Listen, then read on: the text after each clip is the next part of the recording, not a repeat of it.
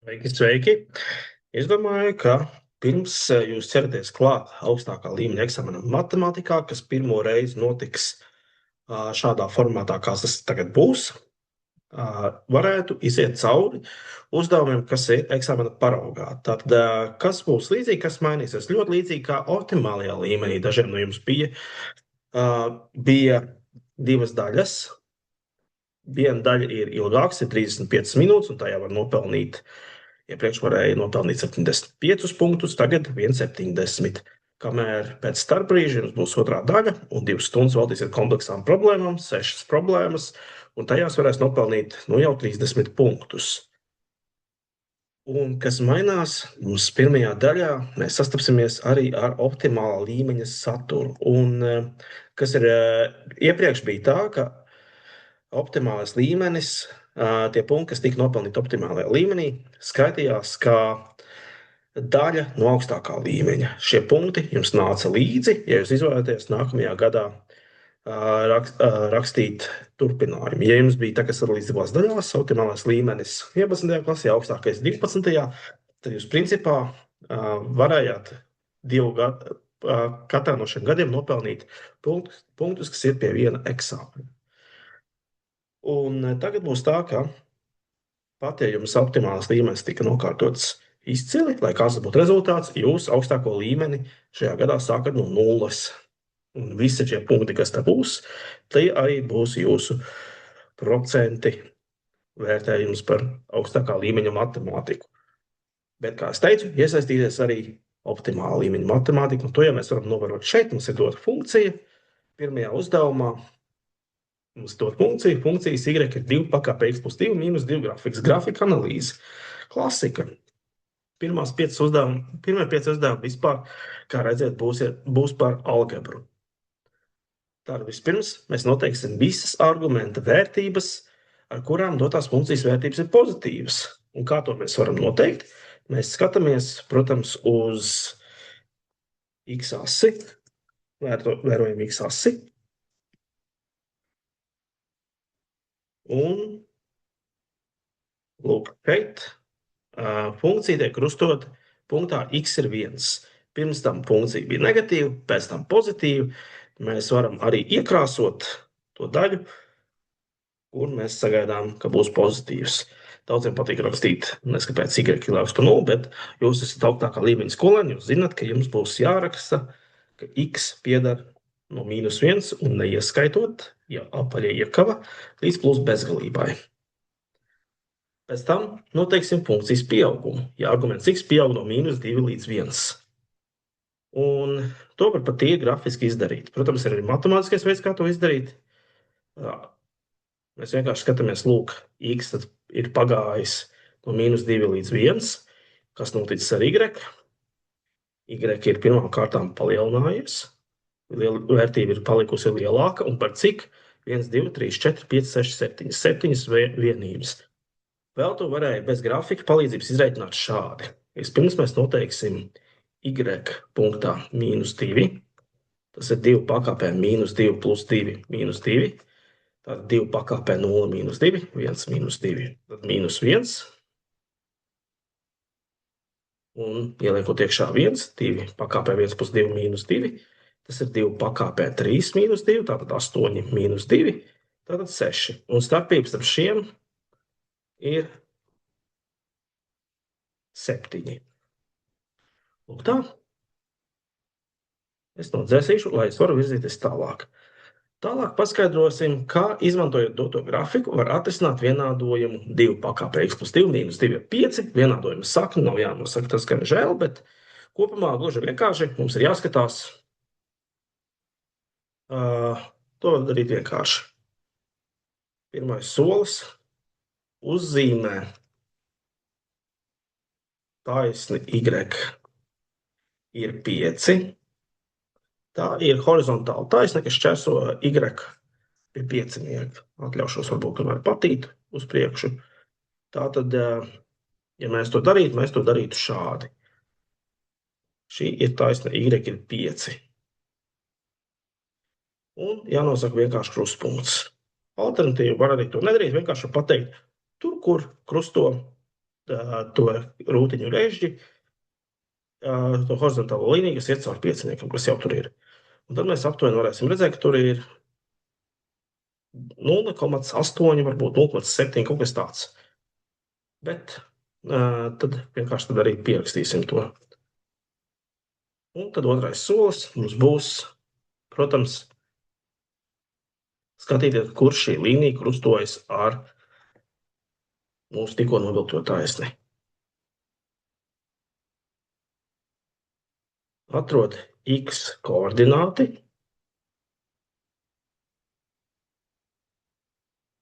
Krustpunktam starp novilkto taisni y ir 5 un doto grafiku.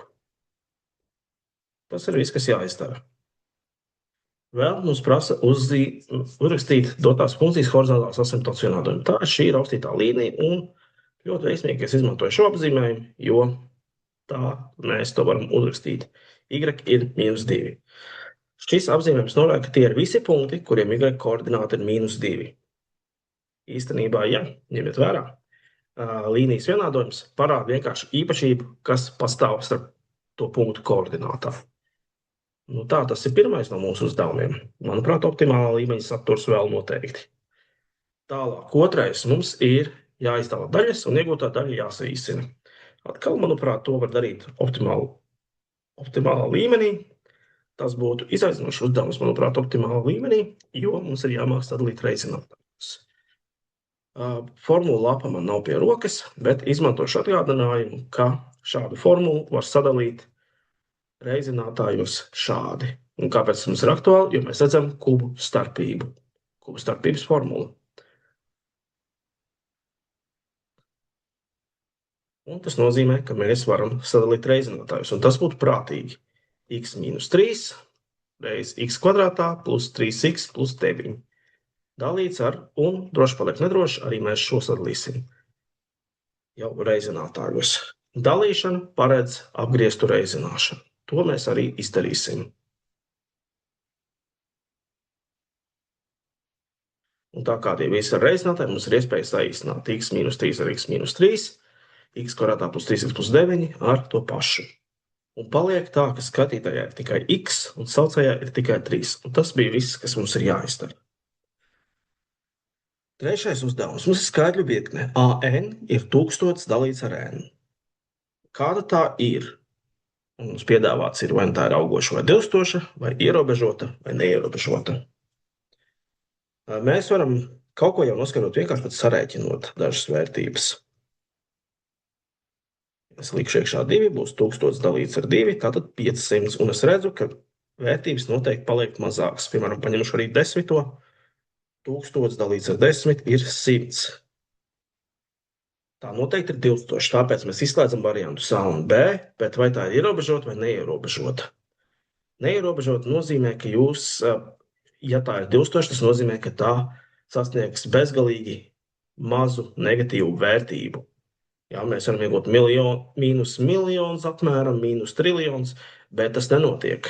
Ja es paņemšu, teiksim, 100 elementu, jūs redzēsiet, ka paliek 10. Ja es paņemšu miljonu elementu, būs laikam 0,001. Tā ir ierobežota. Tas nozīmē, no apakšas to ierobežo 0. Tā nevar pārsniegt 0, tāpēc tā eksistē ierobežojums. Ceturtais uzdevums. Mums ir dota šāda funkcija, jāuzraksta tās inversā funkcija formā y ir h no x. Es to varēju darīt dažādi. Varējām jau no sākuma īstenībā samainīt x ar y vietām, varējām vienkārši to izdarīt beigās. Es to šoreiz izdarīšu sākumā. Mēs samainīsim x ar y vietām, un tad veiksim pretējās darbības. Man tā patīk salīdzināt ar apģērbšanos un noģērbšanos. Jūs gatavojaties dienai, jūs pieceļaties, ja būtu ziema, jūs arī vēl ķertos ilgāk. Tas nozīmē, piemēram, jūs uzvelkat, teiksim, kreklu, bikses, tad jūs uzvelkat džemperi, tad jūs uzvelkat pufaiku, un noģērbjoties jūs darat to visu pretēji. Un tāpat arī ir šeit. Padomājam, kas notiek, un mēģinam to visu veikt pretēji. Vispirms mēs atņemsim 2, un tad rezultātu celsim 7. pakāpē. Mēs tagad darīsim pretēji. Kas atceļ 7. pakāpi? Tā ir, protams, 7. kārtas sakne. Komentāriem īsti nav nekādas pilnīgas vērtības, bet es vienkārši šeit pierakstu, lai ir skaidrs, ko es esmu izdarījis. Tad 7. kārtas sakne no x ir y-2. Šeit es gan pateikšu, ja šī būtu pārkārtas sakne, mums būtu jāprasa vēl kāds intervāls, jo tad nebūtu iespējams viennozīmīgi konstruēt inverso funkciju. Bet šoreiz izmīgi mēs to varam. Un tad jāpārceļ 2. Un es samainīšu arī vietām abas puses, un mēs iegūstam mūsu rezultātu. Un tā tas arī ir. Kā var zināt, ka esam visu izdarījuši pareizi? Ļoti vienkārši ieliksim prasīto funkciju atkal iekšā. Mums sākotnējo y-2 7. plus 2. 7. kārtas sakne ar 7 nosvītrojas, saīsinās, tad ir y-2 plus 2, paliek y. Tā mēs zinām, ka esam ieguvuši pareizu inverso funkciju. 5. uzdevums. Mums būs arī jāskaidro savas darbības un jāpieraksta pareizi. Mums jāatrisina šāda veida nevienādība. Un pierakstīsim atbildi kā skaitļu intervālu. Tā. Pirmkārt, mums ir jātiek galā ar definīcijas apgabala nosacījumiem. Tā. Un definīcijas apgabalā mums pirmkārt vajag zināt, vai mums netiek pārkāpts nosacījums par bāzi. Tai ir jābūt pozitīvai, nedrīkst būt 1, tas mums izpildās. Un otrām kārtām argumentam ir jābūt lielākam par 0. Tas ir definīcijas apgabala nosacījums. Un tas nozīmē, ka x jebkurā gadījumā būs jābūt lielākam par 1, un tas būs jāņem kaut kādā brīdī vērā. Tagad mēs skatīsimies uz pašu nevienādību. Kas būs, ja mēs veiksim pārveidojumus? Logaritms nozīmē kāda pakāpe. Un tas nozīmē, ka x-1 mums ir jāsalīdzina ar vienu pusi mīnus 3. pakāpē. Bet, ja bāze ir mazāka par 1, tad īstenībā logaritms ir dilstoša funkcija. Tas nozīmē, ka, ja es gribu, lai paliek arvien lielāks un lielāks, man argumentam ir jāpaliek īstenībā mazākam. Tāpēc tagad sarēķinam x-1 mazāks vienāds par, un mīnus 3. pakāpe mīnus kāpinātājā nozīmē, ka mēs izmantojam apgriezto skaitli, šoreiz 2, un tas nozīmē, ka x-1 ir mazāks vienāds par 8, un tas nozīmē, ka x ir mazāks vienāds par 9. Un tagad mums ir divas nevienādības, ko ņemt vērā, un tikai šīs divas, un mums abām ir jāuzraksta kopīgs intervāls. Mēs varam zīmēt skaitļu asi, varam nezīmēt. Es tomēr pedagoģiskos nolūkos to izdarīšu. Kaut gan es saprotu, ka daudziem jums gan jau tāpat būs skaidrs. X ir lielāks par 1. Un x ir mazāks vienāds par 9, tas nozīmē, ka 9 iekrāsojam. Un atbilde, protams, ir šī kopīgā daļa, tā, kur izpildās abos gadījumos. Tātad atbilde ir x ir no 1 līdz 9 ieskaitot. Tā, labi. Iesim tālāk. Tagad mums būs analītiskā ģeometrija. Šo uzdevumu es atceros. Šis noteikti bija vienā no optimāla līmeņa uzdevumiem iepriekšējos gados. Mums ir dota riņķa līnija ar centru A ar koordinātām -2 un 1. Punkts B atrodas uz šīs riņķa līnijas, un mums jāuzraksta šīs riņķa līnijas vienādojums. Tāds varbūt uzdevums gluži nebija. Mums bija jānosaka, cik garš ir radius, bet tā ir daļa no uzdevuma īstenībā. Īstenībā ar to mēs pat sāksim. Noteiksim radiusu. Un tur vajadzēs Pitagora teorēmu.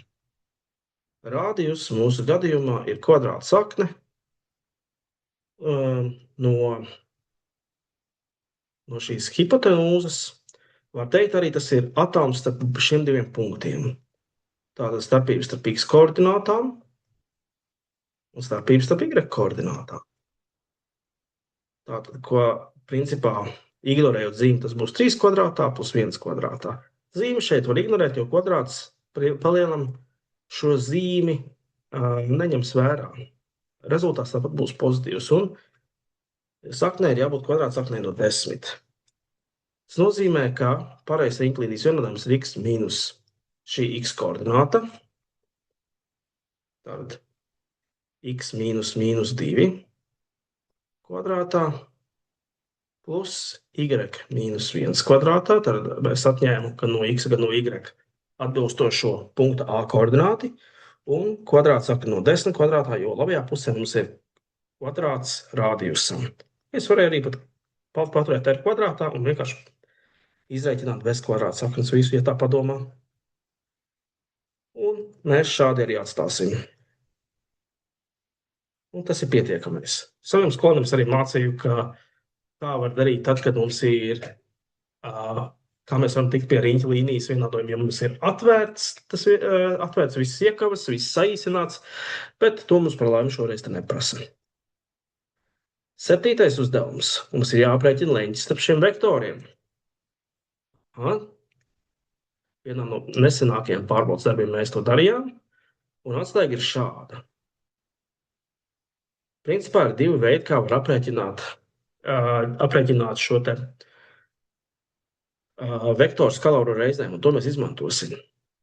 Jo vektoru skalārais reiznējums nozīmē garumu abiem vektoriem sareizinātus reiz kosīnus ar leņķi starp tiem. Es precizēšu alfa leņķis starp A un B virzieniem.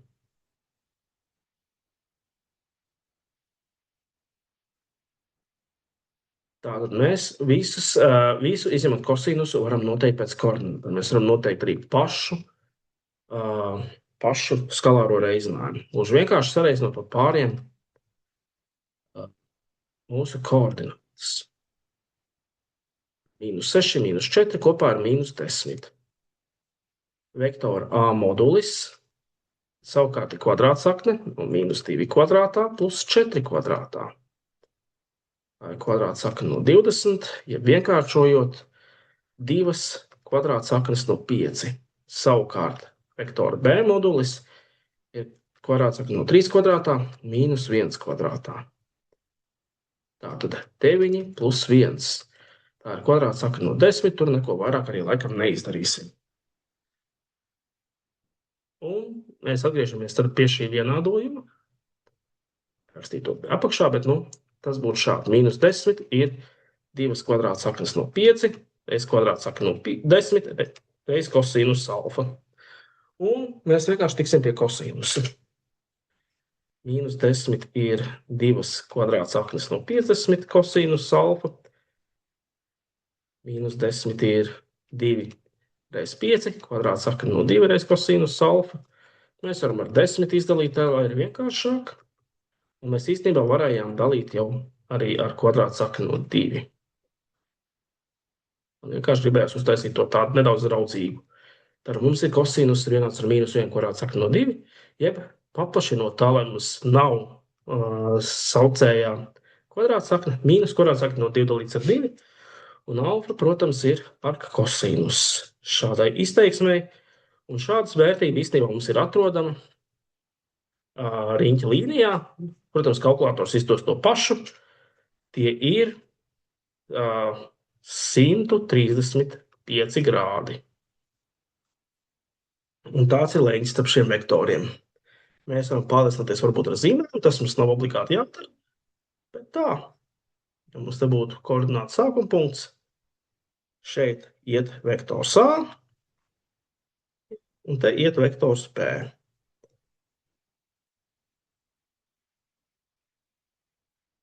Šis leņķis, uz aci laikam arī būs 135. Jā. Tā arī būsim atrisinājuši. 8. uzdevums. Mēs jau esam ģeometrijā. Mums ir dots kups AB. Vēl ir analītiskā, bet pēc tam būs tehniski ģeometrija, bet 9. līdz 13. mums būs tāda ģeometrija, kur mums vairs nav jāskaita koordinātas. Mums ir dots kups ABCD EFGH, kāvis, kalnes, CDGHG viduspunkts, diagonāļu viduspunkts, krustpunkts, bet P ir šķautnes BC viduspunkts. Ar vektoriem A, kas ir AB, B, kas ir AD, un C, kas ir AE, izsaki vektoru kā P. Labi, es pakrāsošu nedaudz. tad vispirms izcelsim mūsu bāzes. Paņemšu kaut kādu zaļu. Tātad AB mums ir vektors A. AD mums ir vektors B, lai tā būtu. Un AE mums ir vektors C. Un mums vajag no P nokļūt uz no K nokļūt uz P. Ir jāatrod veids, kā nokļūt. Un ejot tieši pa šiem norādītiem virzieniem. Un labākais būtu darīt šādi. Šādi. Šādi. Tās visas ir puses. Un mēs redzam, ka šī daļa mums ir puse no C, bet pretējā virzienā. Tad es rakstīšu jau tagad KP. Kristaps Porziņģis ir mīnus puse no A. Mīnus puse no C. Jo mēs tikko gājām C pretējā virzienā. C ir uz augšu pa kuba sānu šķautni, bet, lai tiktu no K līdz P, mēs pirms iesim pusi garumu uz leju. Pēc tam puse uz A un puse pretēji B. Un šitā mēs arī varam atstāt. Nav jāizkārto, šādi terēs. Iesim tad pie ģeometrijas. 9. uzdevums. Dota regulāra trīsstūra piramīda. Nostāki taisni, kura izšķēsta taisnē MB. Šī gan noteikti bija kādā no iepriekšējiem darbiem. Šķērsa taisne nozīmē tāda, kas nav paralēla, bet tā pašā laikā arī nekrusto. Un taisnē BM tāda būs taisne SC. Tās nekad nesatiksies, bet tu nevar tās arī saukt par paralēlām. Plaknes ABC un BSC šķeļ pa taisni, un to, protams, var mēģināt parādīt zīmējumā. ABC, protams, ir šī noguldītā skaldne, bet BSC ir aizmugurējā sānu mala. Un īstenībā divi kopējie burti pat arī pasaka priekšā. Tā būs taisne BC. Un tagad, ja piramīdas visas šķautnes ir vienādas, papildina attēlu, iezīmēt leņķi alfa, kas ir vienāds ar sānu skalni ABS un pamata plakni ABC. Liekas citai krāsai. Kā būtu ar oranžu? Tātad, ja šī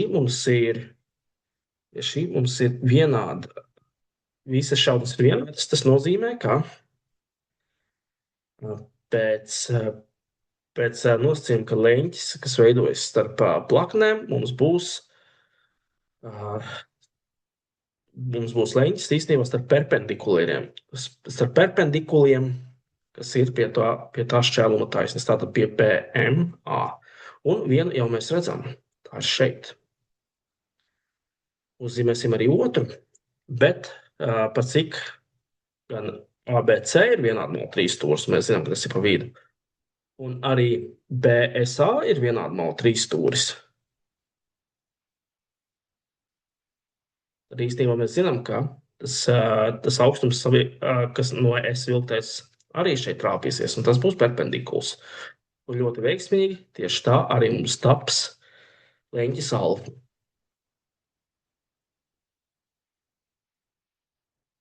Iesim uz 10. uzdevumu. Mums ir jāaprēķina taisnlaini trīsstūrī ievilktās riņķa līnijas rādījus, ja katešu garumi ir 10 un 24 centimetri. Tā, es laikam uzmetīšu aci kādai formulai, kas mums palīdzēs. Nu tā, formula lapa papētīta, un es atradu vienu formulu, kas mums noderēs īstenībā. Es īstenībā pastiešos, es varbūt varētu arī padalīties ar šo formulu lapu. Lūk, pāriesim uz tūlīt uz šieni. Atvainojos par mazo tehnisko aizkavēšanos. Bet tā vajadzētu tagad redzēt šeit formulu lapu. Un tiek pie plaknes figūrām. Mēs skatāmies trīsstūri un mēs atrodam īstenībā saistību ar ievilktās riņķa līnijas rādījusu. Šeit ir formula. Trīsstūra laukums ir mazais P reizē R. Jā. 3 stūra laukums ir mazais P reiz R. Varam rekuri radīt vēlreiz. Tātad mazais P nozīmē pusperimetru, un R būs ievilktās riņķa līnijas radius. Mēs izmantosim šo formulu. Tātad labi, atgriežamies pie mūsu darba un izmantosim šo formulu.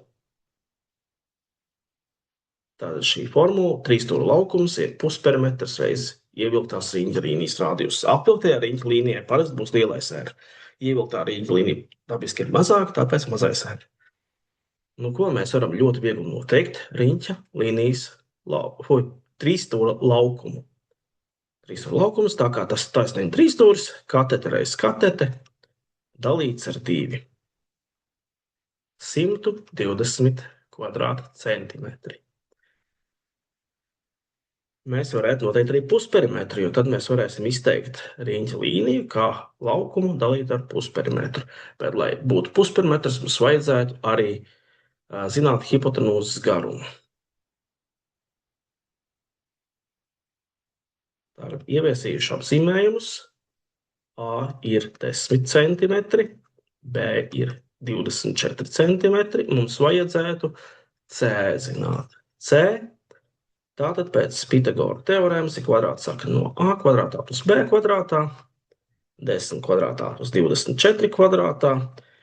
Uzskatīsim, ka jūs to iemetāt iekšā kalkulatorā un dabūjāt 26 centimetrus.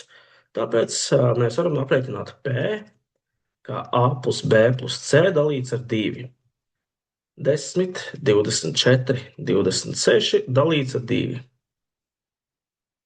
Un tā, tas ir 60 dalīts ar 2, tas ir 30 centimetri. Respektīvi, ievilkts riņķa līnijas radius ir 120 dalīts ar 30, tie ir 4 centimetri. Un tā ir mūsu atbilde. Hordas. Hordām arī ir īpašība no formulu lapas, manuprāt, viegli atrodama. Ja tās krustojas, acīm redzot, mums būs jāizmanto cita formula. Var redzēt, ka man ir slinkums tā kā skatīties, bet es domāju, mēs tiksim noteikti arī galā. AB un CD krustojas vienā. Tā. AP noteikti garāks par AP par BP. Un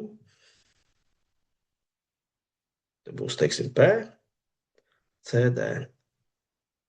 Tad AP 36 cm, BP 4 cm, CD ir 25 cm.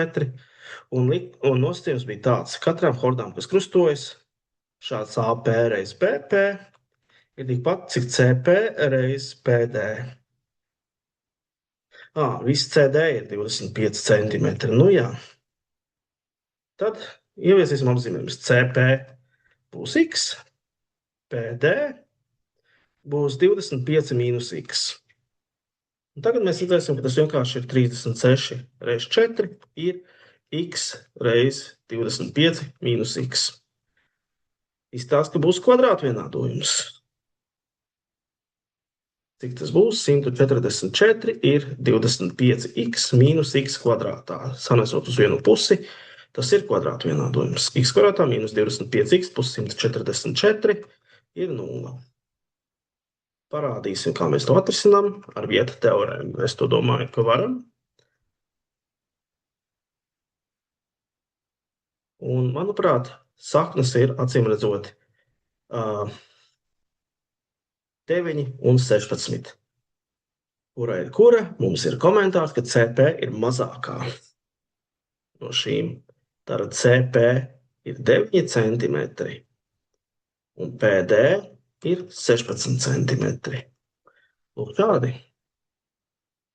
Tagad es sapratu, ka mēs ar vietu principā darījām to, kas mums jau bija pateicis, ka abas šīs puses kopā ir 25, un abiem reizinājumiem ir jāsanāk tikpat, cik bija 36 reiz 4.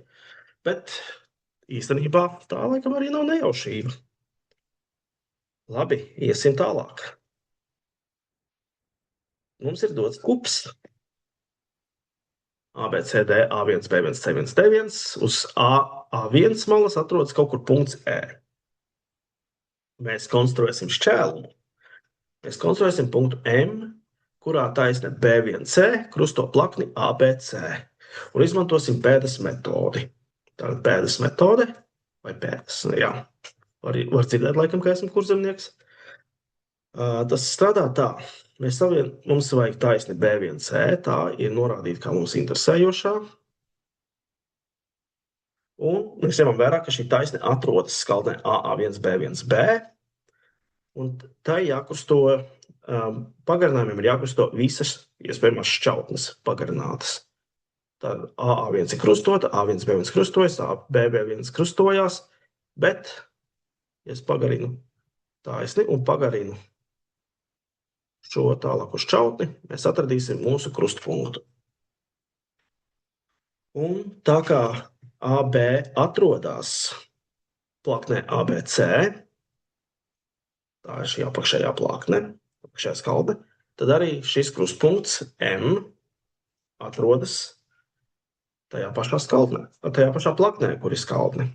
Tagad mēs konstruēsim kuba šķēlumu ar plakni B1CE. B1CE.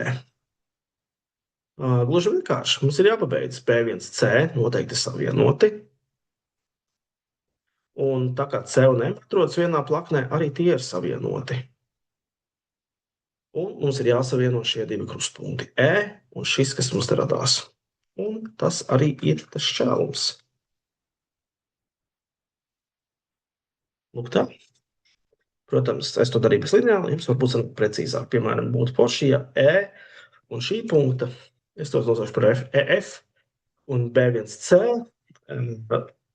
šie nogriežņi būtu paralēli. Tā vajadzētu īstenībā būt. Bet, es to zīmēju brīvu roku, tāpēc ņemiet pamēģiniet paši uzzīmēt. Vajadzētu, ka tā izpildās tik un tā.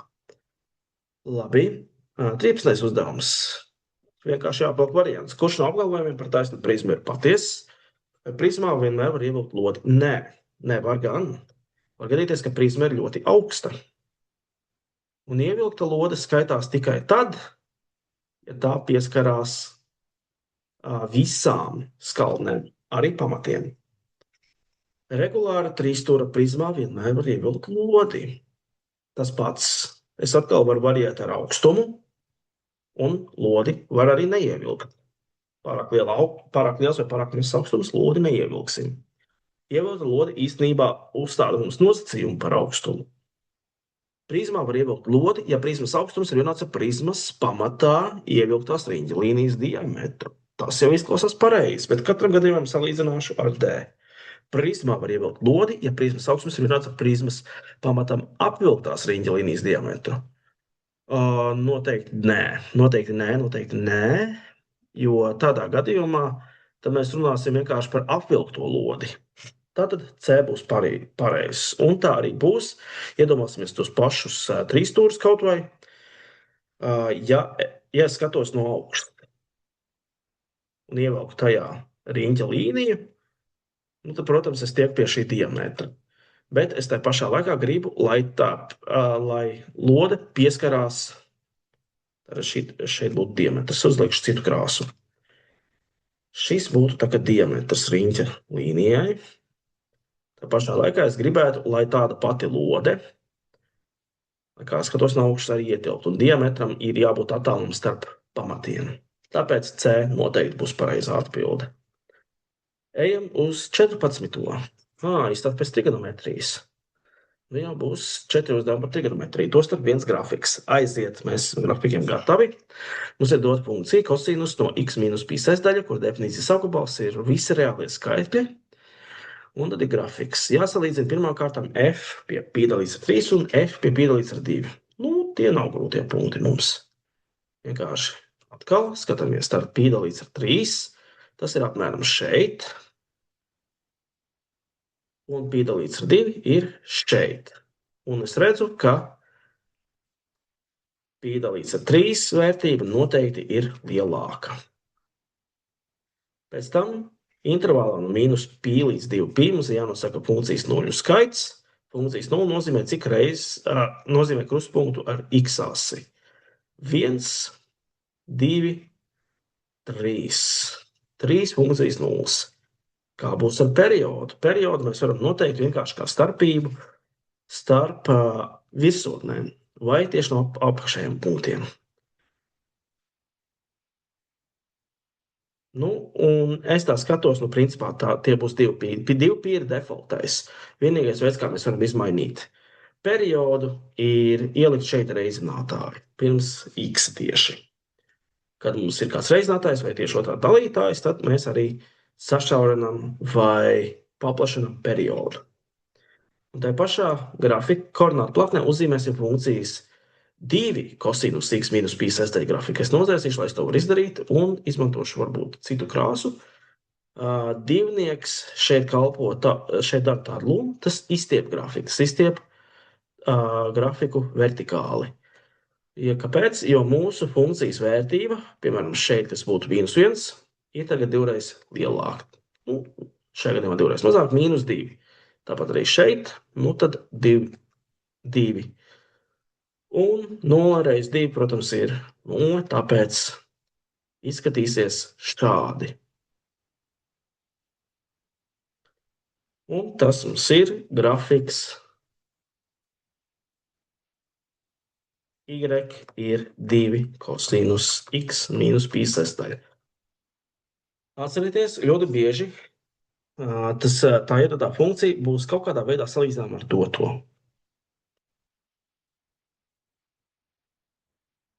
Piecpadsmitais uzdevums. Vienkārši jāsalīdzina pagrieziena leņķa vērtības. Sinus alfa pret sinus beta. Gluži vienkārši. Mēs skatāmies uz sinusu asi. Te ir sinus alfa. Tad mēs valkam pretēji y asī. Perpendikulāri y asī. Un te ir sinus beta. Un sinus alfa noteikti ir augstāk. Tad sinus alfa ir lielāks par sinus beta. Viennozīmīgi. Ejam tālāk. Un beidzot mums būs iespēja pastrādāt ar formulām. Aiziet, es nevaru sagaidīt. Es izmantošu šeit principā 2 formulas. Viena ir šāda, ka 1 plus tangens kvadrātā alfa ir 1 dalīts ar kosinus kvadrātā. Iespējams, ka es šo formulu esmu pārveidojis, bet paskatīsimies vēlreiz formulu lapā, kur mēs tādu redzējām. Tāda trigonometrija, kur mums ir, kur arī tieši ir šī formula, kur man kursors tikko dancoja. 1 plus tangens kvadrātā alfa ir 1 līdz ar kosinus kvadrātā alfa. Izmantojam tad šo un skatāmies, kas mums tādēļ veidosies. 2 sinus kvadrātā alfa un punkti nav maz, jo tūlīt jūs redzēsiet, kas notiek. 2 dalīts ar 1 mīnus kosinus kvadrātā alfa. Vienkārši triks, ja jums ir saucējs saucējā, tas kļūst par skaitītāju. Un saucējā paliek vienkārši 1, un to mēs varam, protams, nerakstīt. Un tad te jau ir trigonometriskais viennieks. Es vienkārši pedagoģiskos nolūkos vienkārši parādīšu, kas notiek. Mēs divnieku iznesam ārpus iekavām. Sinus kvadrātā plus kosinus kvadrātā ir 1. Atbilde ir vienkārši 2. Tas ir darīts. Labi, iesim tālāk. Viens no vienādojumiem. Tangens x ir mīnus kvadrāts sakne no 3 saknēm ir. Atkal kaut kas, ko mēs varam noteikti izmantojot riņķa līniju. Tāda mīnus kvadrāts sakne no 3 paskatīsimies. Atkal mūsu formula lapā, kur ir. Atļaušos izmantot pierakstu. Kur mīnus kvadrāts sakne no 3 būs šeit. Šī ir tangensu ass vertikālā. Un šeit ir mīnus kvadrāts sakne no 3. Pretēji tur, kur būtu kvadrāts sakne no 3. 2 leņķi, kas mums te parādās, ir tā, šeit ir pi trešdaļa, šeit būs 2 pi trešdaļas. Šeit var interpretēt dažādi, tas var būt mīnus pi trešdaļa, bet tas var būt arī 5 pi trešdaļas. Ja mēs redzam kaut kur šādu variantu, atķeksēsim. Tad, vai šādu variantu mēs redzam, es redzu 2 pi trešdaļas, tā arī būs pareizā atbilde. Darīts. Man nedaudz jāparitina uz leju, tāpēc atkal būs jāanalizēš. Tagad būs par varbūtībām, statistiku un tā tālāk. Pagaidām es neredzu šajos uzdevumos kaut ko ļoti komplicētu. no tā, kas būtu mācīts augstākajā līmenī. Kaut kas, ko varētu mierīgi sakrabot arī optimāla līmeņa skolēns, ja viņam tāda viela būtu mācīta. Bet, tiksim galā. Apvienojums. Apvienojums nozīmē visi elementi. Visi elementi, kas parādās vienā vai otrā. 1, 2, 3, 4, 5, bet tā nav atbilde. Atbilde mums ir, cik elementi ir? 5. 5 dažādi elementi. Starpībā mums ir jāuzraksta kopa. Un starpība nozīmē visi kopas A elementi, kas nav kopā B. Mēs izņemsim ārā 2 un 3, jo tie ir kopā B. Paliek 4 un 5. Tātad kopas A elementi bez kopas B elementiem. Tas nu būtu. Un tagad būs kastu grafiks. Kastu grafika interpretācija. Atceramies par 3 lielumu informāciju. Šis ir mazākais, Q0, 0. kvartēla, tas ir mazākais. Šis ir Q4, lielākais elements. Q1 un Q3 arī ir parasti nozīmīgi skaidri, bet Q2 ir mediāni. Tie ir 3 elementi, 3 lielumi, ko var redzēt kastu grafikā un ko var visvieglāk noteikt. Tad mazākais ir 11, lielākais ir 17. Ņemam svītrojam ārā visus, kur tā nav. Un mediāna ir 13,5.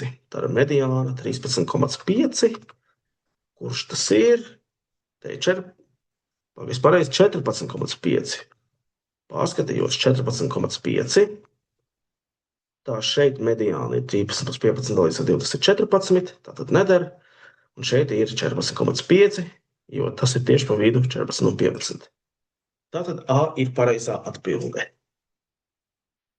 20. uzdevumā mums ir jānoskaidro neiespējamais notikums. Mums ir maisā 1 balta un 3 melnas bumbas. Izvelkam 1 bumbu, kurš ir neiespējams notikums. Izvilktā bumba ir melna. Tas pilnīgi noteikti ir iespējams. Izvilktā bumba ir balta, arī iespējams. Maisā palikušās bumbas ir vienādā krāsā. Jā, ja izvelk baltu bumbu, mums paliks 3 melnas. Tas ir iespējams. Un maisā nepaliek neviena melna bumba. Nē, pat ja mēs vienu izvilksim melnu, tik un tā būs vēl 2. Nevar būt tā, ka paliks neviena. Tāpēc D ir neiespējams notikums. 21. uzdevums. Un formula, ko mēs lietosim, ir šāda. Kombinatorikas sadaļā mēs ieguvām kaut ko šādu un šāda formula, un salīdzinām vienkārši tā izteiksme ir tāda pat kā labā izteiksme šeit. Ja K vietā ievietot 20. Tas nozīmē, ka mēs šeit varam rakstīt Cn plus 1 20 plus 1, jeb daudz vienkāršāk Cn plus 1 21. Tāpat arī ātri par Ņūtona binomu. Šis ir Ņūtona binoms, un īstenībā te var pat paredzēt, pirmais elements būs x, otrais būs 1. Šis liecina, ka būs 5. pakāpe, un mīnus zīmes liecina, ka arī šeit pa starpu ir mīnus. Un mēs varam vienkārši pārliecināties ar Paskala 3 stūri.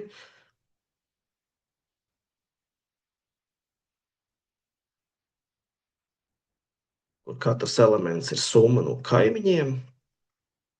Šī būs tā 5. rinda. Jā. Tas ir tas pats, bet šī kas ir atbilde. Es vienkārši rādu, kas tas būs. Tas ir tas pats, kas x 5. Plus nākamais elements 5 reizes x 4. Tad pirmais elements 4. Bet otrais elements jau 1. pakāpē. Tad plus 10 reizes x 3. Bet mīnus 1 2. Un tā tālāk. Tāpēc skaidrs, kāpēc te paliek mīnus 5x 4. Un te būs plus 10x kubā. Tā kā dotajā. Tā, tagad gan 23. uzdevums. Mums ir noteikta veida riekstu maisījuma paciņas, vidējā masa 180 grami. Standarta novirze 4 grami. Dati atbilst normālajiem sadalījumam. Nu, mums vajadzēs uzmest aci formulu lapai vēlreiz, kur būs par normālu sadalījumu. Šeit 1, 2 un 3 standarta novirzu likumus, un mēs redzam šos 3 skaidrus, 68,3, 95,4, 99,7. Es paturu šos skaidrus prātā. un rādīšu, ka tos iesaista mūsu uzdevumos.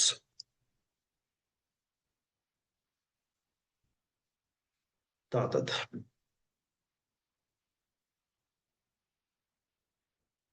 uzzīmēsim pašu savu zvaniņa grafiku. Vidējais ir 180. Pēc tam pa vienu standartu novirs, tā kā tā ir 4, tad tālāk ir 176 uz atpakaļ un 184 šeit, un 188 un 172.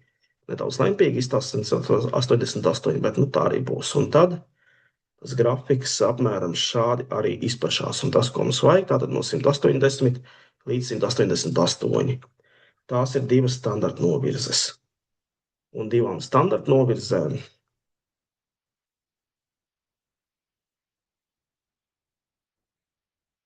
bija 95,4%.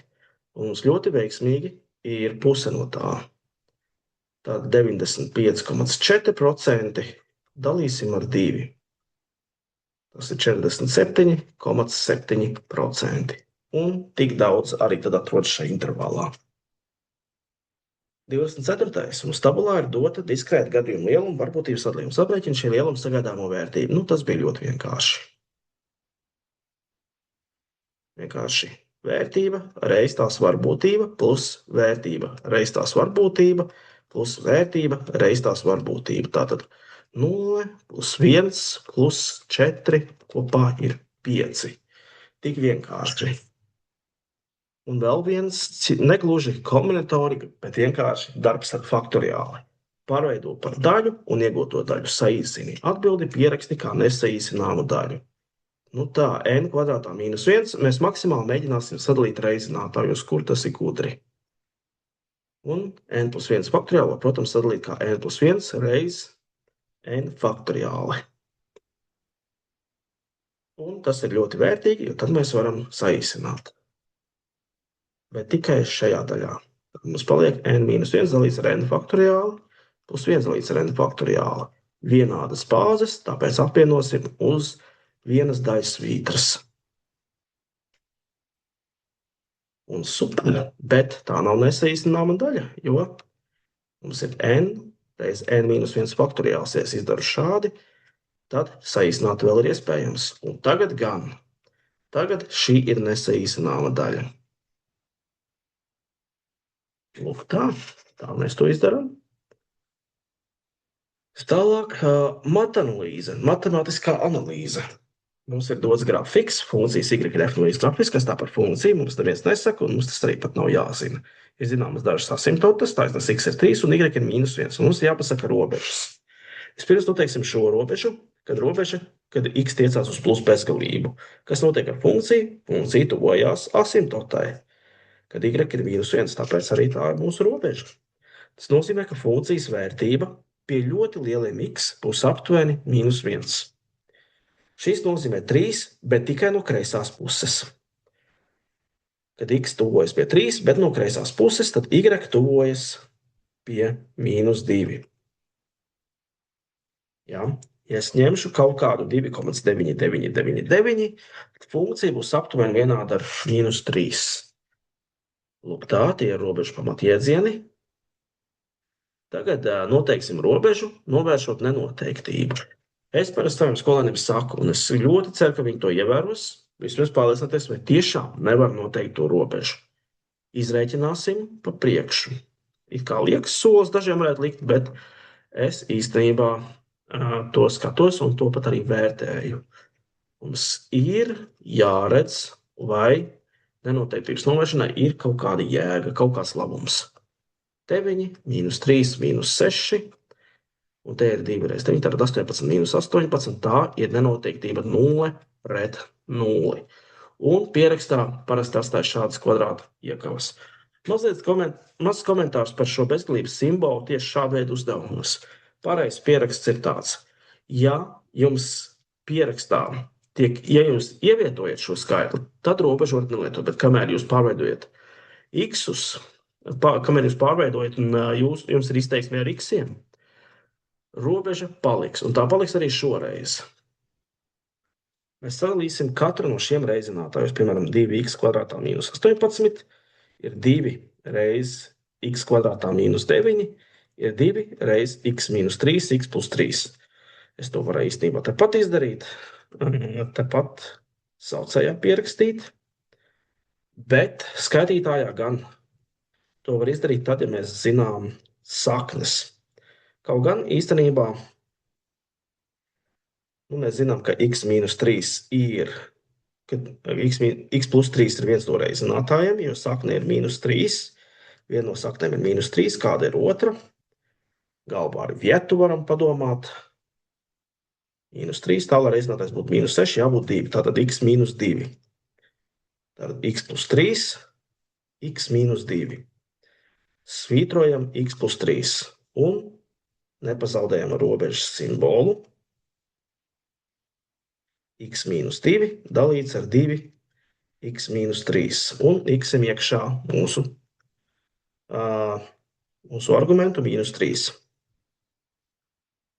Tātad mīnus 5 un 2 reiz mīnus 6, principā mīnus 12. 5 12. Tāda atbilde sanāk vismaz man. Jā, tā varētu būt. Es notestēšu kalkulātoru. Robežas ir ļoti viegli notestēt ar kalkulātoru. Es ielikšu vienkārši x vietā, teiksim mīnus 2,9999 un paskatīšos, kas sanāk. Jā, nedaudz pacietības, un es ziņošu, kas man sanāk. Tātad mīnus 2,9999 kvadrātā. Kur ir kvadrāts. Plus, principā mīnus 2,9999. Mīnus 6 saucējs 2 reiz 2,9999. Es nometu nost mīnuszīmi, jo tāpat tiek celts kvadrātā. Mīnus 18 ir apmēram 4999 pret 11998. Nopaļojot 5000 pret 12000. Jā, tāpēc es ticu, ka man ir aptuveni 5/12. Un robeža arī tiešām būs 5/12. tādā gadījumā. Pēc kalkulātora pārbaudes es arī izdarīju visu pareizi. Tāpēc nesūdzēšos. Iesim tālāk. Atvasināšana, kā es redzu. Atvasināsim šādu funkciju, bet mums būs saliktā atvasināšana. Jā, es to darīju šādi. Es skolēniem rādīju šādi. Mēs ieviesīsim apzīmējumu. U šajā gadījumā ir 3x mīnus 6. Un mums ir jāatvasina ln U principā. Un pēc tam 3x mīnus 6 atvasinājums. Es te parasti pieliku klāt burtiņu U, lai saprotam, ka mēs to atvasinām pēc U kā argumentu. Tātad 1 dalīts ar U reiz 3. Es nozīmē, ka 3 es varu likt skaitītājā, un 0 vietā es atkal varu ierakstīt 3x mīnus 6. Super. Vai ir vēl kaut kas, ko var izdarīt? Vienīgais es varu sadalīt 3 skaitītāju un saucēju. Un tad ir pavisam labi. Un tas arī, principā, ir viss, ko mēs arī varējām, ko vajadzēja darīt. Kurš grafiks atbilst funkcijai f no x? Tā patīšu uz leju.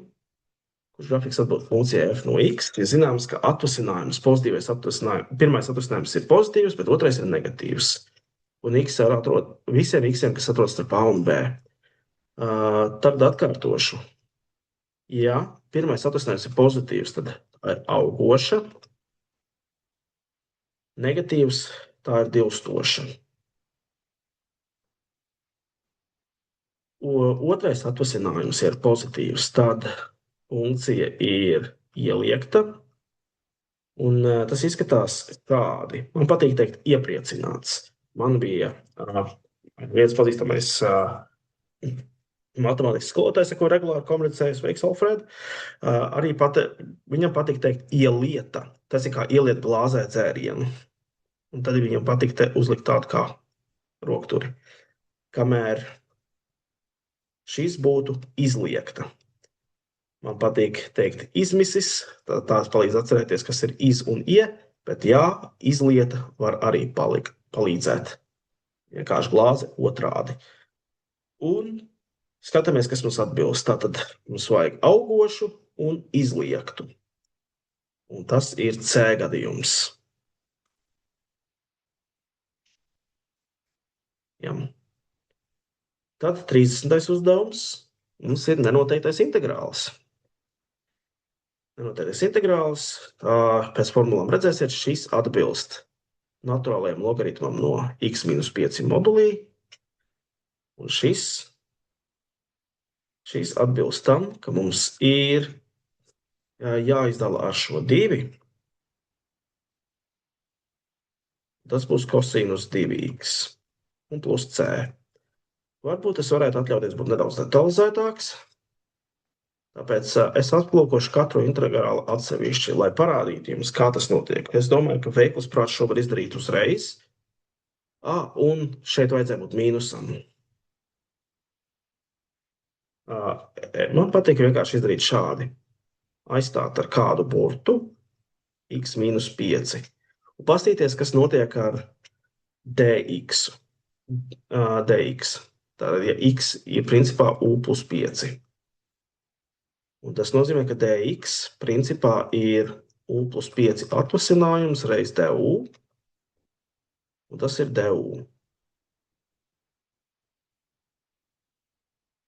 Un tad mums ir u du.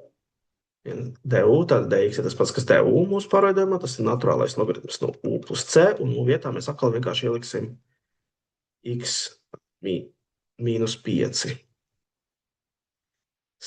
Un tāpat stratēģija strādā arī ar sinus 2x.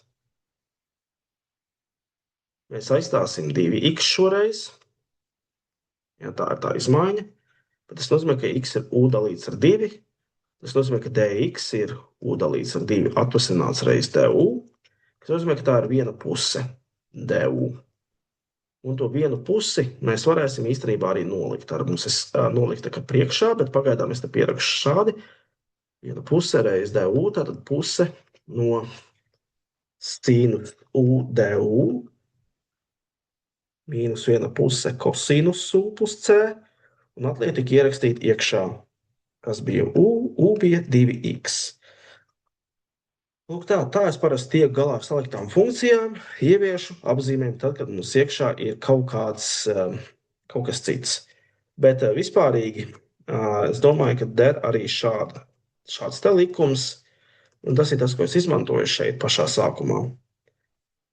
Ka, ja mums ir funkcija no ax plus b, tad integrāli būs vienkārši jāizdala ar jebkādu rezultātu, kas ir pie x, b pat var ignorēt, iedalīts ar a, reiz lielais f no ax plus b plus c. Un tādā gadījumā arī sinus 2x, nekas nebija pieskaitīts, bet tas nekas, tas nozīmē, lūk, a ir 2, dalam ar 2. Integrāls sinusam ir mīnus kosinus, tāpēc nolikšu šeit mīnusu 2x plus c. Tā arī varēja noteikt. Es laikam šeit pavadīju ļoti daudz laika, mēģinot paskaidrot dažādas veids, kā to nosakāt, bet ceru, ka tas jums kaut kas no šī jums paliek un palīdzēs. 31. uzdevums. Mēs esam otrajā daļā. Pirmais uzdevums.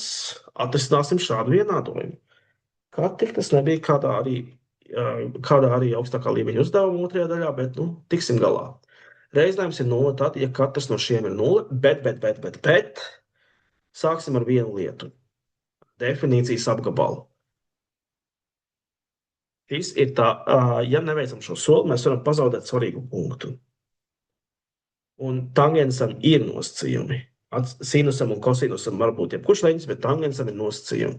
X nedrīkst būt pi dalīts ar 2, un kas sašķirst par vienu pi.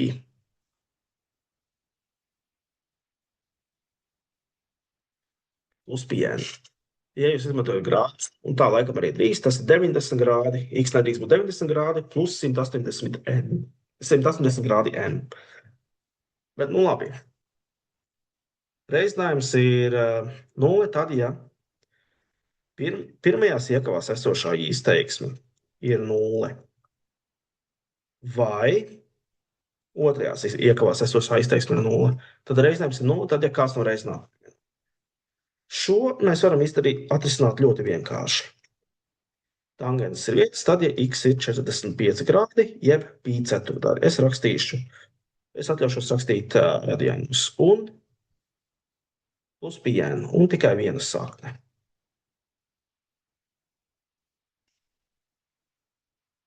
Un definīcijas apgabaltas ne. Tās ir labās ziņas. Tālāk mēs aizstāsim, sinus x aizstāsim ar t, jo mums izstāsta, ka šeit var veikt substitūciju. Tas ir vienādojums, kas ir reducējums uz algebrisku vienādojumu. Un tiešām mēs iegūstam kvadrātu vienādojumu. Diskriminants mīnus 1 kvadrātā, mīnus 4, reiz 2, reiz mīnus 1, tātad 1, plus 8, tātad 9. Kvadrāta sakne no d, līdz ar to arī būs 3. T1 tad mums ir, tātad samainām zīmi, plus 1, mīnus 3, dalīts ar 2 reiz 2. Mēs iegūstam mīnus 2 ceturtās, jeb mīnus 1 pusi. T2 būtu 1 plus 3, dalīts ar 2 reiz 2, tātad 1. Un tās ir iespējamās sinus vērtības. Ja sinus x izrādās tiešām ir mīnus 1, tad der divas vērtības, divas grupas ar saknēm, tā būtu precīzāk teikt. Viena būtu tā, kur sanāk, mēs varam īstenībā rakstīt negatīvu, mīnus pi sestdaļa, otra būtu mīnus 5 pi sestdaļas. Precīzāk es teikšu, ka šī man jau ir otrā un trešā sakne, jo šī bija pirmā. Uz 2 pi n. Un šīs saknes nepārkāp definīcijas apgabalu, es tāpēc arī speciāli pierakstīšu. Es n pie veseliem skaļiem es nerakstīšu, jo to es pierakstīju jau pie vienas no saknēm. Savukārt šeit sinus x ir 1, es iegūstu tieši vienu sakni, pi dalīts ar 2 plus 2 pi n, un tas gan pārkāp definīcijas apgabalu, tāpēc neder, jo nav definīcijas apgabalā. Un pierakstīsim atbildi. Mēs daudz rakstījām, vai kaut kā skaisti pierakstīt atbildi. Es atbildi kaut kā parādīšu jums, kā var šiki pierakstīt. Mēs pierakstīsim to šādi. X pieder tādai kopai, kurā ir pi dalīts ar 4 plus pi n, mīnus pi sestdaļa plus 2 pi n, un mīnus 5 pi sestdaļas plus 2 pi n, un aiz šādas svītras, vertikālas svītras, un pierakstīt komentāru, ka n ir vesels skaitlis. Un mums ir tāds skaists pieraksts par to, kādas ir saknes. Labi, tas būtu pirmais uzdevums. Daži zemūdens akmeņi, jāpaskatās uz definīcijas apgabalu, bet tā, kopumā, vismaz kādu punktu vajadzētu saņemt visiem, kas iedomājas, lūk, katru no tiem pielīdzināt nullei. Otrais uzdevums, 5 punktu vērtībā, mums ir dota funkcija, dotas divas funkcijas, 1 mīnus x kvadrātā līdz 4 f no x, un g no x ir kvadrāta sakne no 1 mīnus x kvadrātā. Zināms, ka g no x ir tas, kas visu laiku ir mazāks par f no x, un tad tas laikam zīmējumā atbilst šim. Šeit ir g no x, pretstatā šeit ir f no x. Un tas ir no mīnus 1 līdz 1. Aprēķini figūras, kur ierobežo x asu un funkciju y ir f no x un y ir g no x grafiki laukumu. Jāsaka, neizskatās baigi viegli. Bet mēs varam būt atjautīgi. Mēs zinām, ka to droši vien vajadzēs izdarīt ar integrāļiem. Mēs ar integrāļiem mācījāmies to darīt, kā ar noteikto integrālu mēs varam noteikt laukumu. Un es pierakstīšu stratēģiju. Stratēģija būs tāda, ka vispirms mēs noteiksim integrāli, kas būs no f no x, dx,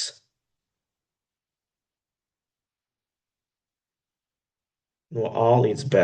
Es nezinu, kas mums te ir, kas pa skaitļiem, noskaidrosim procesā. Mēs aprēķināsim šo, un tad atņemsim šo te S2, ko es nosaukšu. Šo mēs sauksim par S1, un S2 būtu tas aplis. Tā riņķa līnija, tas riņķis, Un te ir nedaudz erudīcija, ka tas tiešām ir riņķis, pusriņķis precīzāk. Tāpēc S2 es pat varu aprēķināt bez integrāļa, jo šī īstenībā būtu diezgan tāda baizintegrēšana, ja es to paturētu. Tātad tā ir puse no riņķa līnijas, kuras rādījus ir 1 kvadrātā. Tātad pi dalīts ar 2. Es pierakstīšu kā komentāru, ja vērtētājiem vajag paskaidrojumu. Puse no riņķa, nevis no riņķa līnijas, kura rādījus ir 1.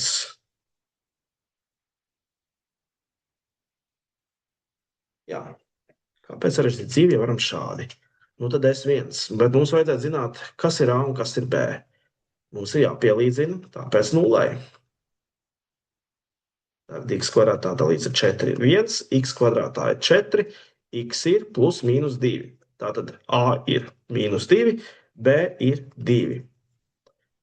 Un skatāmies, tad S1 ir integrāls no mīnus 2 līdz 2 no šīs funkcijas. Un tā mēs tiksim pie visa laukuma, kas ir zem f no x. Tā. 1 integrējas kā x kvadrātā integrējas kā x kubā, un jādala vēl ar 3. Tātad kopā jau ir 12 saucējā. Un liksim iekšā 2 un mīnus 2. 2 mīnus 8 dalīts ar 12, mīnus 2, mīnus 8 dalīts ar 12, tātad plus 8 dalīts ar 12. Jā, es tagad sapratu, ka varēja arī darīt tā, ka mēs varētu paņemt vienkārši pusi un sākot no nulles, jo laukums taču ir simetrisks, un to mēs arī redzam, kad ievietojam šos skaitļus. Bet labi, neizdarījām neko. 2 mīnus 8 12, tās ir 2 trešdaļas, sanāk 4 trešdaļas, plus vēl 4 trešdaļas principā. 8 trešdaļas, jeb 2 un 2 trešdaļas. Un tas nozīmē, ka iekrāsotā figūra, kuras laukums ir mūsu aprēķinātais S1 mīnus pusriņķa laukums. Tātad 2 un 2 trešdaļas mīnus pi dalīts ar 2. Mums nav prasīts apaļot, mēs šādi arī varam atstāt mūsu atbildi. Tādi varēja atrisināt šo uzdevumu. Vajadzēja tikai vispirms padomāt par stratēģiju, kā var noteikt, ko mēs darīsim, kā mēs atradīsim laukumu, un pēc tam vajadzēja prasmi, kā integrēt, un pat, ja mēs nezinām, kā integrēt, tad mazliet atskārst, ka tas būs vienkārši pusriņķis. Ejam uz trešo uzdevumu. Mums telpā ir doti 4 punkti. Mums jānosaka 4 stūra ABCD veids un jāpamato. Klasika. Tas ir klasisks uzdevums. Un mēs no sākuma skatīsimies caur vektoriem. Noteiksim vektorus, teiksim A, B, BC. Un man patīk, ka tie ir vienādi vērsti. Mazāk jādomā. Tad DC un AD. Tad AB. Tas ir 1 mīnus mīnus 1, 2. 0 mīnus mīnus 3, 3. 8 mīnus 2, 6. BC mīnus 2, mīnus 1, tātad mīnus 3. 6 mīnus 0, tātad 6. 6 mīnus 8, tātad mīnus 2. Es redzu ļoti līdzīgas koordinātas. Man ir aizdomas par to, kas varētu būt. Droši vien, ka varētu būt rombs pat. Bet redzēsim. Tātad tālāk būs DC.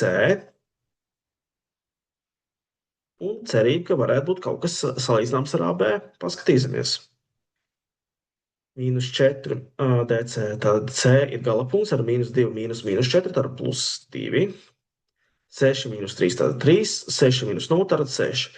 Bet tie ir vienādi. Un AD. Tātad no D atņemsim A koordinātas. Mīnus 4, mīnus 1, tātad mīnus 3. 3 mīnus mīnus 3, tātad 6. 0, mīnus 2, tātad mīnus 2. Bet ko tas nozīmē?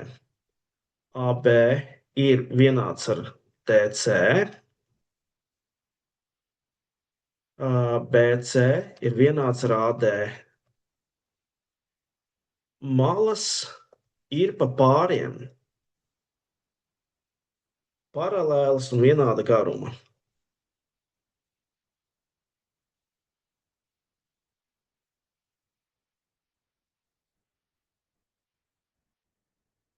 Tāpēc ABCD ir paralelograms.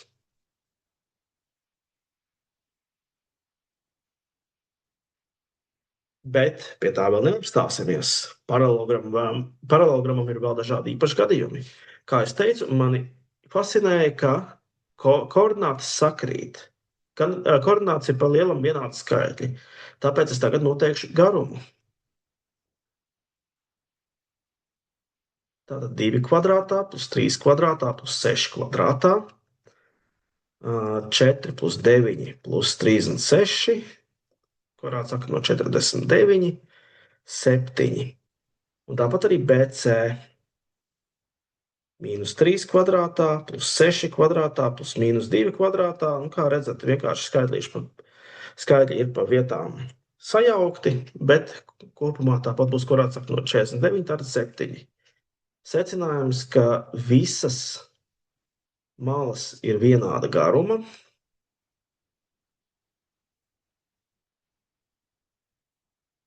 Tāpēc ABCD ir rombs. Bet rombam arī ir viens īpašs gadījums, un mums to vajag pārbaudīt. Salīdzināsim, vai gadījumā nav taisnais leņķis. Paskatīsimies, vai nav taisnais leņķis, un to var noteikt skalāro reizinājumu. 2 reiz mīnus 3 plus 3 reiz 6, tad no divām blakus malām, protams. Plus 6 reiz mīnus 2, tad mīnus 6 plus 18 mīnus 12 ir 0. Un tas liecina, ka AB un BC ir paralēli. Perpendikulāri, es gribēju teikt. AB ir perpendikulārs BC, tāpēc ABCD ir kvadrāts. Un mēs ne tikai esam pamatojuši šo figūras veidu, bet arī noteikuši to tik tālu, cik vien tas ir iespējams. Tas ir kvadrāts, un mēs to esam pamatojuši. Lūk, tā var atrisināt šo uzdevumu. 4. uzdevums. Jā. Ok, es atceros, ka pie šī uzdevuma mēs, kad izmēģinājām ar klasi, pavadījām lielu laiku un brīnījāmies, kāpēc ir daži uzdevumi, kuros ir jādara mazāk, bet tu vari dabūt tikpat vai vairāk punktus. Šis ir darbīgs uzdevums, bet ja jūs tiekat pie ātrāka, labāka veida, kā to atrisināt, droši dodiet ziņu. Jā. Nu šis varbūt ir vieglāk, jo šobrīd ir kvadrāts. Tajā versijā, ko mēs izmēģinājām, bija 6 stūris. Un tas bija vienā no augstākā līmeņa iepriekšējā gada uzdevumiem. Tad kvadrātā malas garums ir A, ir ievilkts riņķis. Riņķī pēc tam ievilkt vēl vienu kvadrātu. Kaut kā gribās ievilkt to šādi, un tad vēl vienu riņķi, un tā tālāk.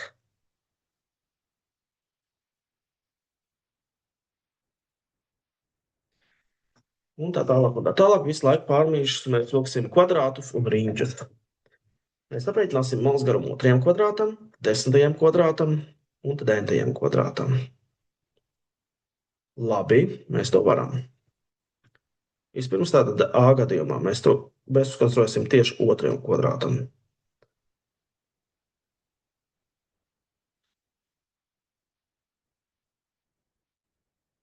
Un tāpēc šī konstrukcija bija laba, jo mēs gal galā varam ļoti vienkārši izmantot to, ka nākamā kvadrāta malas garums principā ir konstruējams kā hipotenūza, kur abas katetes ir rādijus, bet rādijus ir puse no 1. kvadrāta malas garuma. Tātad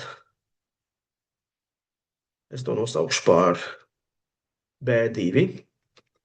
B1 būtu A, B2. Kāpēc? Tāpēc, ka es paredzu, ka šī būs ģeometriskā progresīva. Mēs proporcionāli samazināsim visu laiku kvadrāta malu. B2 būtu vienkārši kvadrāta sakne no A dalīts ar 2 kvadrātā plus A dalīts ar 2 kvadrātā. Un kvadrātā dalīts ar 4 Uz a kvadrātā dalīts ar 4. Kādi burti, tad kalkulators daudz neklāps. Tas būs 2a kvadrātā dalīts ar 4. Un a kvadrāts sakne no 2 dalīts ar 2. Protams, ka es varēju saīsināt šeit saknē, bet tad man atkal būtu jāveic ekstra darbība, lai novērstu iracionalitātes saucējās. Šādi būs labāk. Un tas īstenībā pasaka priekšā, ka mums ir ka kvadrātu malas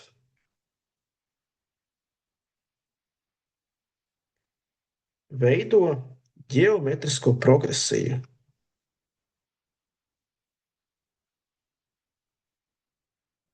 Ģeometrisko progresiju,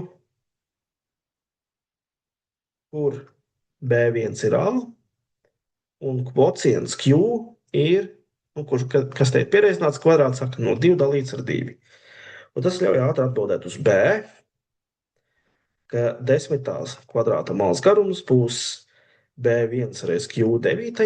Tātad A reiz kvadrāts sakne no 2 dalīts ar 2 9. A reiz... Vai es gribu šo skatīties? Nu jā, mēs to varam īstenībā. Varbūt, ka kalkulators mums pat būs dāsns šai ziņai. Pastīšos, vai kalkulators var šo ātri vienkāršot. Iespējams, ka to pat varēja. Kvadrāts sakne no 2 dalīts ar 2 iekavas 9. pakāpē. Nē, diemžēl kalkulators šeit negrib mums sadarboties, jāiztiek ar savām aritmētiskajām prasmēm. Un es to sadalīšu šādi, lai vienkāršāk būtu. Izlasīšu veselo, un tas veselais ir 2/8. Kvadrāta sakne nozīmē, ka te būs īstenībā 2/4, un viens divnieks paliek kvadrātā. Man te ir nesmukums.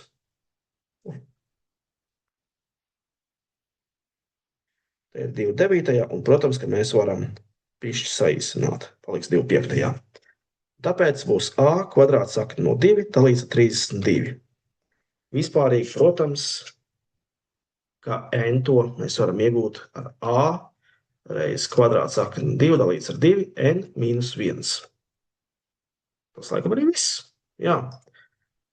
Ja godīgi, atkal man tā liekas optimāla līmeņa problēma. Augstākajā līmenī man liekas, ka derētu varbūt kāds ekstra jautājums, piemēram, kāda ir visu kvadrātu laukumu summa, un tad mēs varam izmantot bezgalīgi 2000 ģeometriskās progresijas visu elementu summas formulu. Bet mums prasa tikai šo, tāpēc varam iet tālāk. 5. uzdevums, akdies, tas jau vienkārši teksta uzdevums. Nu labi. Jā, attālums starp Rīgu un Saldu ir 120 km. No šīm pilsētām vienlaikus pretī viens otram izbrauc 2 motociklisti. Pēc 1 stundas attālums starp viņiem bija 20 km. Un viņi jau bija pabraukuši viens otram garām. Motociklists, kurš izbrauc no Rīgas, nonāca Saldu par 30 minūtēm ātrāk nekā otrs motociklists nonāca Rīgā. Aprēķini abus ātrumus. Ok, šeit man gribēsies te kaut ko ierakstīt, ieviest, tātad vispirms es ieviesīšu lielumu. Un x, lai būtu, viena motociklista ātrums. Pirmā motociklista ātrums.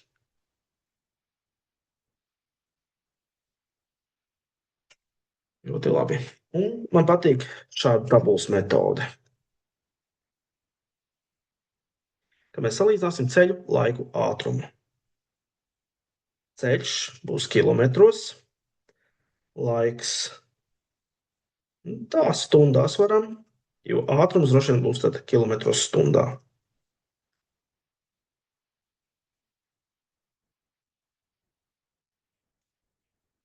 Tad ir pirmais motociklists un otrais. Ceļš, kas abiem ir jāpieveic, ir 120. Labi. Ātrums šim es nezinu, bet pēc 1 stundas attālums starp viņiem bija 20 km. Bet tā ir tāda apslēpta informācija, ka vienā stundā viens pieveic pa 20 km ātrāk nekā otrs, un viņi bija pabraukuši, attālums bija starp viņiem bija 20 km. Tā. Jāpadomā bišķi citādi. Motociklis, kurš nonāca no Rīgas, nonāca Saldū par 30 minūtēm ātrāk nekā otrs motociklis nonāca Rīgā. Jā, es varu te vienkārši uztaisīt laiku. Pēc 1 stundas attālums starp viņiem bija 20 km, un viņi bija pabraukuši viens otram garām. Es ieviesīšu arī otru mainīgo. Šis liekas pietiekami sarežģīts, lai skatītos arī otru mainīgo.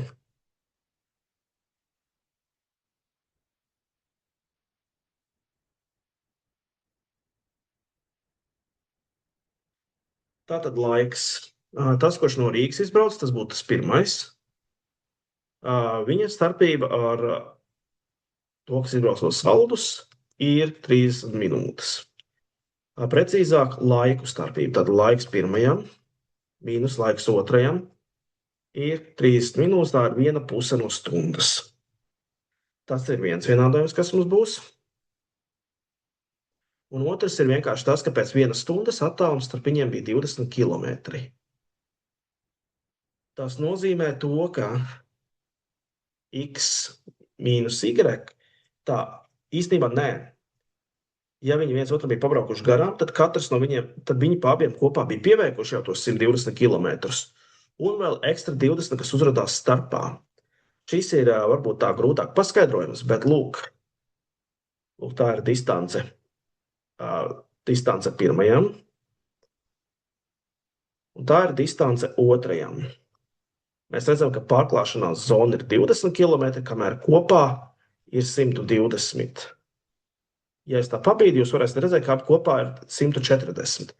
Tāpēc īstenībā mums ir 140 km kopā. Ja, paskaidrojums tātad. Abi kopā nobrauca jau 120 km plus tos 20 km, kas ir viņiem starpā.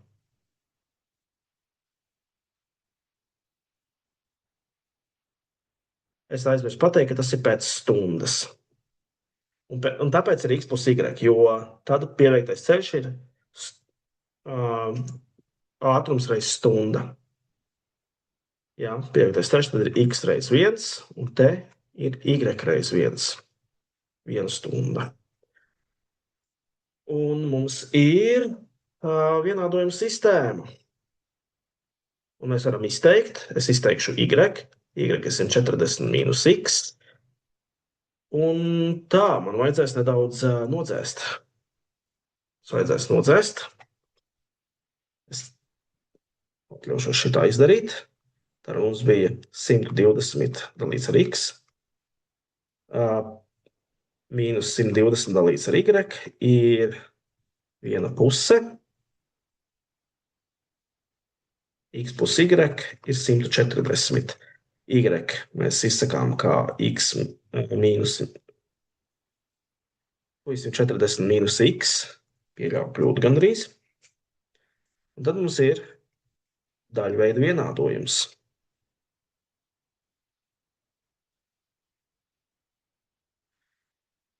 Vienādojums saucējs visiem. Tātad mums ir jāpiereizina šeit 140 mīnus x un jāpiereizina 2, lai būtu x reiz 140 mīnus x reiz 2. Tas ir pirmajam. Tāpat otrajā gadījumā mēs piereizināsim x un piereizināsim 2. Paliks atkal x reiz 140 mīnus x reiz 2. Mēs piereizinām katrā daļā to, kas pietrūkst. Šeit, piemēram, vajag 2 un x. Jūs redzat, ka man secība ir mazliet sajaukusies, bet tas nekas. Un te būs 1 reiz x reiz 140 mīnus x.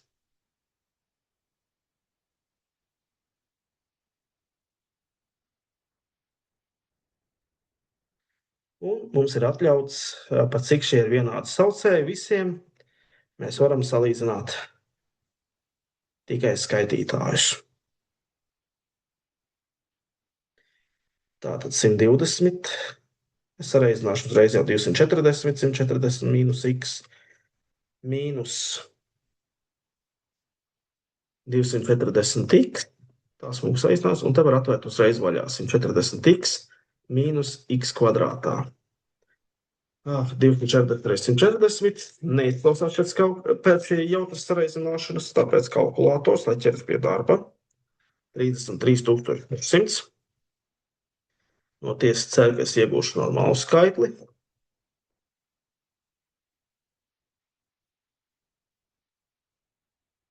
Pārnesam visu uz vienu pusi, te paliks x kvadrātā, mīnus 140 vēl, tā 480, labāk visu saskaitīt. Tātad plus mīnus 620x.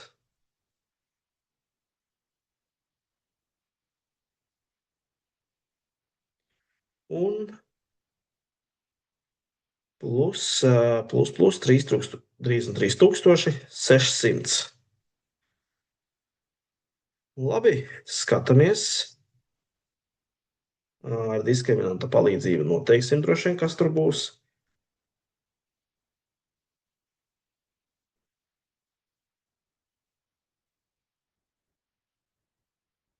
Sešsimt divdesmit kvadrātā mīnus 4 reizes 3, 3, 6, 0, 0. Mēs īstenībā šito varēsim tikt galā. 250,000. Kvadrātsakti no kaut kā šādi ir vienkārši 500. Pirmais x tādā gadījumā būtu. Tā, jāpaņem pretēja zīme. 620 mīnus 500 dalīts ar 2. Tad būtu 120 dalīts ar 2. Tātad tas būtu 60 km/h. Otrajā gadījumā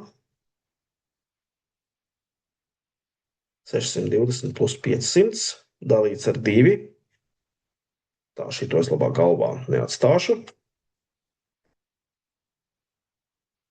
Bet izstāst pēc kaut kā stipri visatļautā ātruma.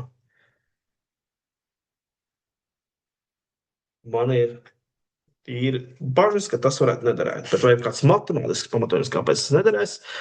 Ja ir y sanāks negatīvs, y būs negatīvs un tāpēc tas neder. Bet šis der tādā gadījumā y ir sanāk 140 mīnus 60, 80 km/h. Un tā ir mūsu atbilde. No Rīgas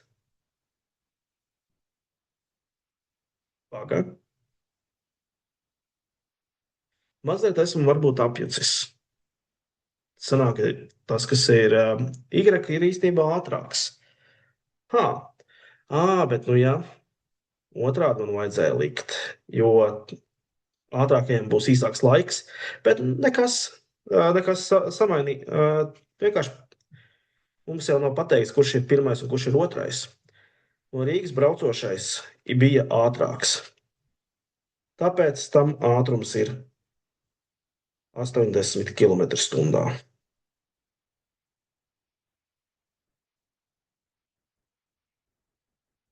Brauc ar ātrumu 80 km/h.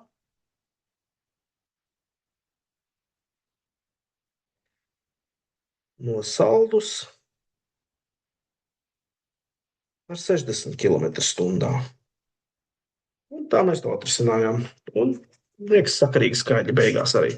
Varam fiks vēl pārbaudīt. 120 dalīts ar 60 ir 2. 120 dalīts ar 60 ir 2. 120 dalīts ar 80, tas ir 1,5. 2 mīnus 1,5 ir viena puse. Perfekti. Mēs varam arī tad turpināt. Un mums ir palicis tieši viens uzdevums. Kāds tas būs? Ok. Ja godīgi šito uzdevumu skatījos iepriekš, un nav tik grūts, kā varētu šķist. Vienkārši ir jāiet tālāk uz procesu. Mums ir slēgta cilindriska tvertne, augstums H, pamatrādius R, un to saist sakarība tāda, ka H ir zināms. Tas ir 1 mīnus R kvadrātā dalīts ar R. Okay. Kādus figūrus man tagad izstrādā planšetē. Abi lielumi ir metros. Aprēķini tvertnes pamatrādījus, zināms, ka tilpums ir vislielākais iespējamais. Ļoti vienkārši. Tilpums cilindram ir pi r kvadrātā h. Un mums ir dots.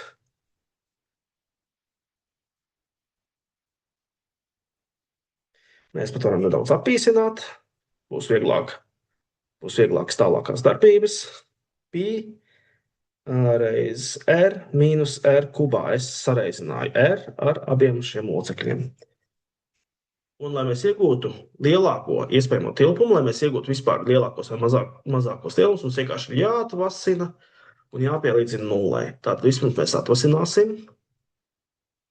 Un tad mums būs pi. Pi kā konstanta mēs varam atstāt kā reizinājumu 1 mīnus 3r kvadrāta. Un pielīdzinām to nullē. Tas nozīmē, ka 1 mīnus 3r kvadrātā ir 0. 3r kvadrātā ir 1, r kvadrātā ir 1/3. R līdz ar to ir plus mīnus kvadrāts saka no 1/3, jeb man tomēr labāk patīk novērst iracionalitāti saucējā. Plus mīnus kvadrāts saka no 3 dalīts ar 3. Ok. Bet vai tā tiešām būs vislielākā? Sāksim ar to, ka mazāk par 0 tas rādījus nebūs. Te būs kvadrāts saka no 3 dalīts ar 3. Jā, pastīšos vienkārši kalkulatorā, cik tas aptuveni ir, lai es varu ņemt salīdzināmas vērtības. Aptuveni 0,57. Tas nozīmē, ka ja es te tagad testēšu vērtības, es paņemšu, teiksim, 0,5 un likšu atvasinājumā. Šeit vajag būt atvasinājumā. Atvasinājumā ieliekot kaut kādu vienu pusi, piemēram. Skatīsimies, 1 mīnus 3 reiz viena puse kvadrātā. Es iegūstu 1/4. Es iegūstu kaut ko pozitīvu. Tas liecina, ka tilpums šajā brīdī aug, bet es ielikšu kaut ko šeit, teiksim 1, un tad man ir 1 mīnus 3, kas ir mīnus 2. Es iegūstu kaut ko negatīvu, un tilpums 2, tāpēc te mums tiešām ir maksimums. Un tad mums secinājums ir, un tā ir atbilde, vislielākais tilpums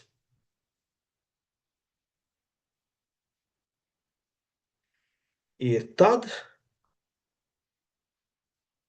kad rādījus r ir kvadrāts saka no 3 dalīts ar 3, protams, ka metri. Vajadzētu arī šeit pierakstīt. Tā mēs arī tikām ar 6. uzdevumu galā. Atvasināšana ļoti daudz ko palīdz izdarīt.